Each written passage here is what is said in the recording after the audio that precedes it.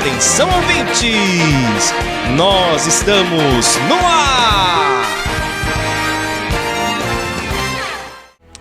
Meus amados irmãos, Jesus ele vinha de uma região na qual ele cresceu, né?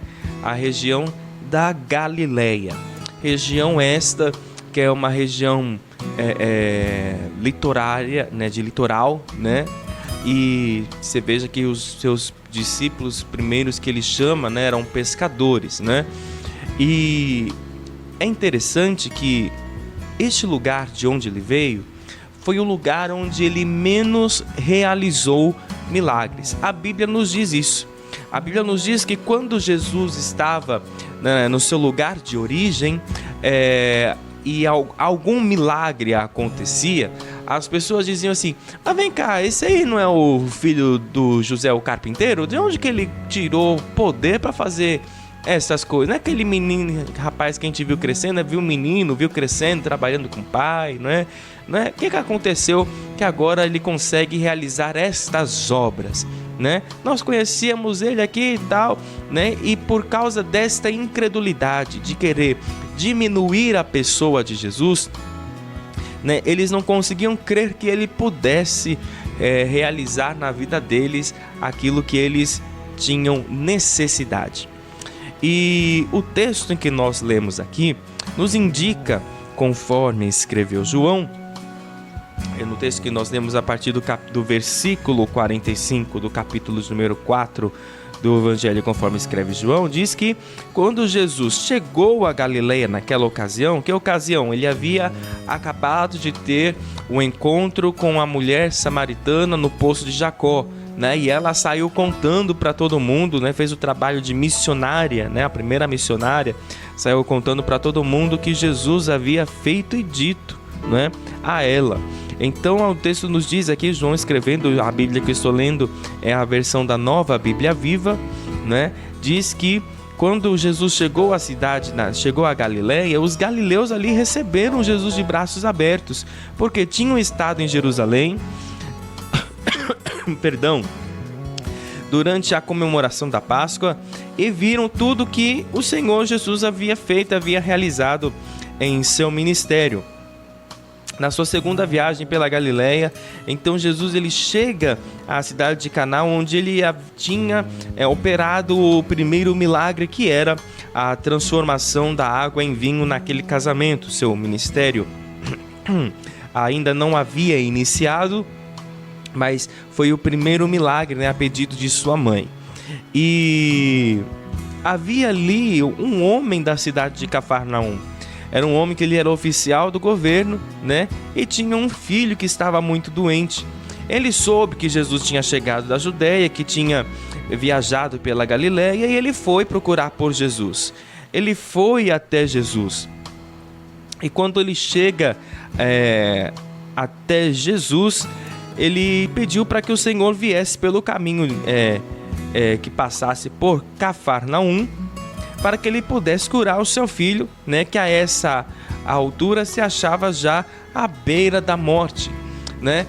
Quando ele chegou até Jesus, ele estava já com o seu filho numa situação muito grave de saúde, né? É como nós cremos que, pelo que o texto nos diz e nos indica, que quando ele saiu de sua casa, deixou seu filho já num estado muito avançado da sua enfermidade, não é?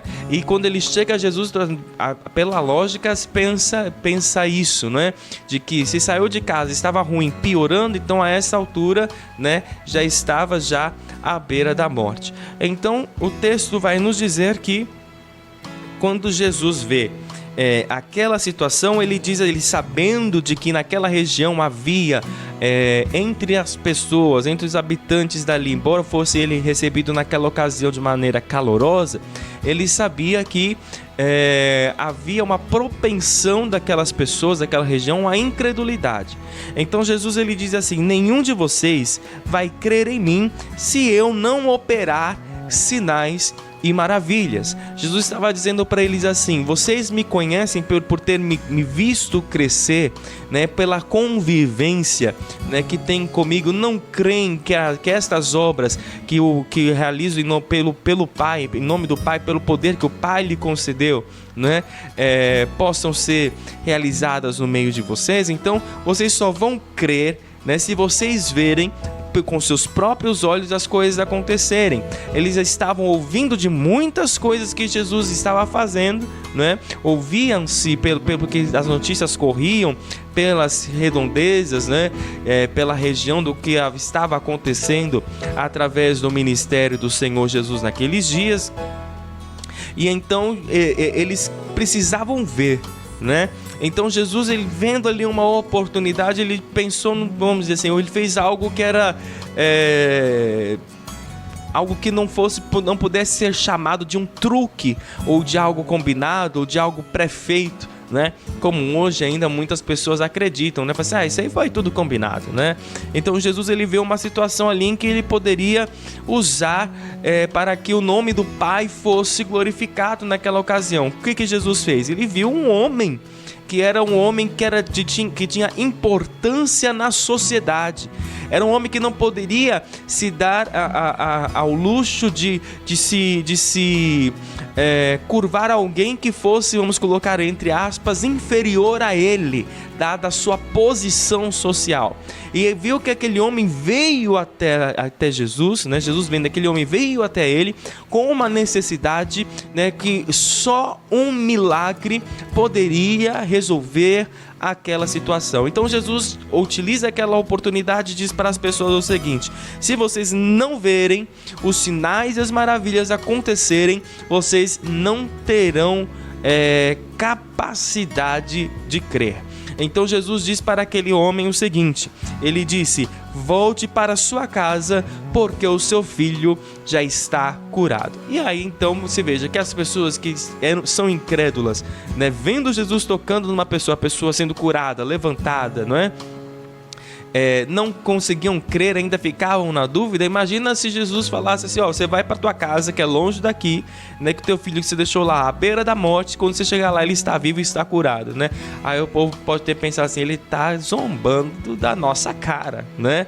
Ele está tirando onda com a nossa cara, né? Numa linguagem mais atual, né? Tirando uma com a nossa cara. Imagina, nem viu o menino, não sabe qual é o estado do menino, não sabe o que o menino tem, e está mandando o homem ir embora para casa porque o menino está curado, se ele nem sabe o que o menino tem, não é? Então o que acontece? Aquele homem, o texto não diz que ele questionou a Jesus ou então disse assim: mestre, deixa para ensinar esse povo uma lição num outro momento, vai na minha casa, né? Pega o meu menino no colo, ora, faz uma oração, unge ele dos pés à cabeça, né? Cobre ele com a tua roupa, né? Faz alguma coisa física, né? Não, o texto nos diz que o homem creu em Jesus e foi para a sua casa. E muitas vezes, meus irmãos, eu quero te dizer o seguinte: muitas vezes nós estamos num ambiente cercado pela incredulidade de uma tal maneira que, se nós não estivermos com o nosso coração posto em Jesus, nós não conseguimos nos portar como aquele oficial do governo daqueles dias. Aquele homem, ele creu simplesmente no que Jesus falou e foi para sua casa, né? E quantas vezes nós temos, eu chamo de síndrome de Naamã, né? Naamã, quando ele fica sabendo pela menina que está na sua casa, né, que existe alguém que poderia fazer algo sobre a sua enfermidade, que ele era leproso, né, uma enfermidade que não poderia nem permitir que ele andasse pelas ruas, veja lá, exercer o trabalho que ele exercia de confiança, não é? O leproso, ele ficava fora da cidade, né? Era colocado em lugar à parte, né? No caso, Naamã, ele procurava esconder a sua lepra para que ninguém soubesse que ele era leproso.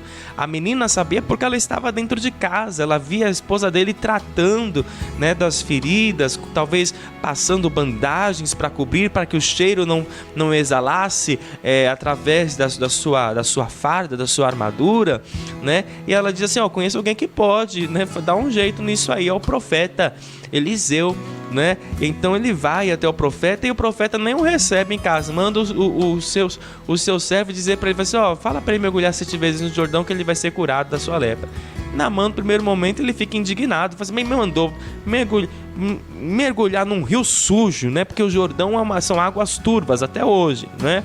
São águas turvas, né? Você entra, você não vê os seus pés dentro da água, né? São águas escuras. Ele fala, não tem outros rios mais limpos, mais nobres, né? Num lugar que fica num bairro mais de classe mais elevada, né? E ele diz assim, esse homem nem vê minha cara, não sabe nem quem que eu sou, né? Não sabe, eu pensei que ele ia me receber, ia levantar a mão para o céu, fazer uma oração ao Senhor seu Deus, né? Ia trovejar, cair granizo, fogo, né? E aí ia escurecer no meio-dia e eu ia ficar curado de repente. Ou seja, o que ele queria era um show pirotécnico, não era um milagre, né? Ele queria algo que pudesse ser visto, né? Que chamasse a atenção e não só ser curado. Até que o seu filho diz para ele, se o profeta viesse e falasse para você fazer uma outra coisa, você não faria? Por que você não obedece a ordem que lhe foi dada? Aí então ele fala assim, é verdade, ele vai lá e mergulha 7 vezes no Jordão, né? E é curado. Eu digo isso que é síndrome de Naamã, né? A pessoa pensa que Deus só vai fazer algo se for num congresso muito grande, né? Com um pregador muito famoso, com cantores conhecidíssimos da mídia, né? E às vezes o milagre do Senhor vai operar quando você entrar no teu quarto, fechar a tua porta e orar ao teu pai em secreto, e ele te recompensará. Aí então ele te recompensará publicamente. O milagre, meus irmãos, ele acontece no terreno do impossível, independente se existe uma multidão para assistir o milagre acontecendo ou se você e Deus é quem serão testemunhas deste acontecimento. Os milagres acontecem no terreno do impossível, no terreno do improvável. E aquele homem, o texto nos diz que ele creu na palavra do Senhor e voltou para a sua casa. Deus já te deu uma palavra, você já foi até o Senhor e o Senhor te deu uma palavra. O que você tem feito? Tem esperado cair chuva do céu, cair granizo do céu, o céu abrir, descer um anjo com 2 anjos, cada um deles com uma trombeta, e descendo um terceiro com uma bandeja de ouro na mão para trazer a resposta para você? Ou você tem crido naquilo que o Senhor tem falado através da sua palavra para o seu coração? O milagre vai ser gerado dentro de você quando você crer na palavra de Deus. O Senhor, ele vai fazer grandes coisas na tua vida, na tua casa, quando você crer na palavra de Deus e a palavra de Deus te bastar. E foi o que aconteceu com aquele homem. O texto nos diz que quando ele chegou na sua casa, encontrou o seu filho são e vivo, e quando ele perguntou a que momento que ele melhorou, o texto nos diz que os seus servos disseram ontem à tarde, em torno da 1h, dependendo da tradução. O texto grego sugere que é a hora 7ª ou a 1h da tarde para nós. A febre deixou o menino. O verso 53 nos diz que então o pai percebeu que aquele era um momento exato em que Jesus havia dito, seu filho está curado. E o oficial, juntamente com toda a sua família, creram em Jesus. Você veja, meus irmãos, que milagre, que situação aconteceu naqueles dias. E aí, as pessoas depois que procuraram aquele rapaz, né, aquele oficial, perguntaram, e aí, o que aconteceu? Quando você chegou na sua casa? Ele dizia o quê? Olha, no momento em que Jesus disse, quando eu cheguei, os meus servos, meus criados, a minha família disse que no momento exato em que Jesus disse para mim que o meu filho estava curado, foi o mesmo momento em que o menino a febre deixou o menino. Você veja que ele não levou o milagre para sua casa, mas quando chegou na sua casa, o milagre já havia acontecido. O que fez com que isso pudesse acontecer? O que foi que aconteceu que tornou tudo isso fez com que tudo isso pudesse acontecer, tornou isso real? Foi ele crer na palavra de Jesus e ir pelo seu caminho. Não fique parado no caminho depois que você ouvir a palavra do Senhor, mas vai e cumpra aquilo que a palavra dele disse para você fazer. Porque se você ouvir e crer a palavra do Senhor, meu irmão, minha irmã, e colocar ela em prática na sua vida, você pode ter certeza, vai acontecer tudo aquilo que o Senhor disse que haveria de fazer. Amém? Eu quero convidar você, unir a sua fé à minha, nós vamos juntos orar ao Senhor nosso Deus. Nosso Deus e nosso Pai, nós ouvimos a Tua palavra no dia de hoje e queremos louvar o Teu nome, Senhor. Queremos Te agradecer, ó Deus, porque o Senhor tem sido fiel em cada uma de Suas palavras. O Senhor tem falado conosco, o Senhor, ó Deus, nos tem dado direcionamento, o Senhor nos tem ensinado, ó Pai, a Tua vontade, a Tua palavra, e é por ela que nós queremos seguir.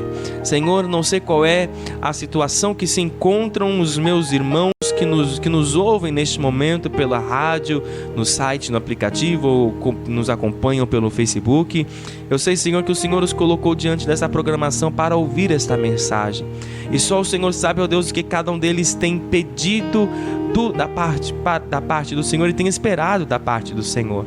Por isso, Senhor amado, eu quero pedir que o Senhor dê graça, que o Senhor conceda, ó Pai, em sua misericórdia e bondade, aquilo que cada um deles tem esperado da parte do Senhor. Concede, ó Pai eterno, que esta semana seja uma semana de grandes vitórias e realizações da parte do Senhor na vida deles. Começamos hoje, Senhor. Senhor amado, esta semana que começamos ontem, mas hoje é o primeiro dia útil da semana, e queremos pedir que o Senhor abençoe, Senhor amado, a cada um de nós. Dá-nos ouvidos para ouvir a Tua voz, para ouvir a voz do Teu Espírito. Dá-nos ouvidos para ouvir com clareza a Tua palavra, para que por ela, Senhor amado, sejamos cada um de nós dirigidos e orientados em cada dia de nossas vidas. Queremos Te louvar, porque no dia de hoje o Senhor nos deu esta mensagem, esta palavra, e cremos que ela haverá de prosperar em nossas vidas. Por isso, nós Te agradecemos no nome de Jesus, e juntos dizemos amém e graças a Deus.